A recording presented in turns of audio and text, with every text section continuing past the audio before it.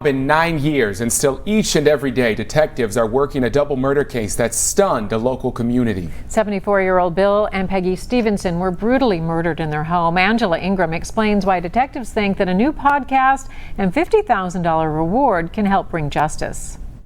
9 years is a long time to wait for justice, but that's how long the community has waited to find out who murdered Bill and Peggy Stevenson. They were loving, kind, humble, would help anybody that needed anything. They were 74 years old, close to their family and the Oakbrook community when they were brutally murdered in May of 2011. Detective Coy Cox says whoever killed them spent a long time in the home. Everything in the crime scene was actually changed, so we have a scene that they wanted us to find.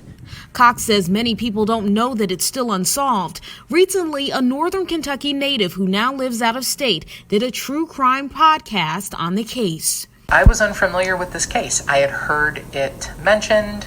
Just the Tipsters with Melissa Morgan featured Detective Cox, and already they've been getting new leads. Cox says the killers targeted both Bill and Peggy.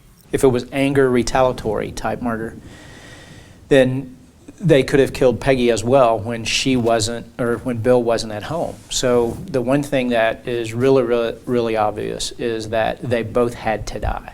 The Stevensons were very active at their church, Union Baptist Church. So the morning when they didn't show up, it was obvious that something was wrong. Well, Dad didn't show up to open the Truckers Chapel that Sunday morning, and then they didn't show up for church. The Stevensons have put up a $50,000 reward for closure in the case because for the family and the community, 9 years has seemed like an eternity to have answers. To look at the children of Bill and Peggy and to not be able to give them an answer is really tough. And this case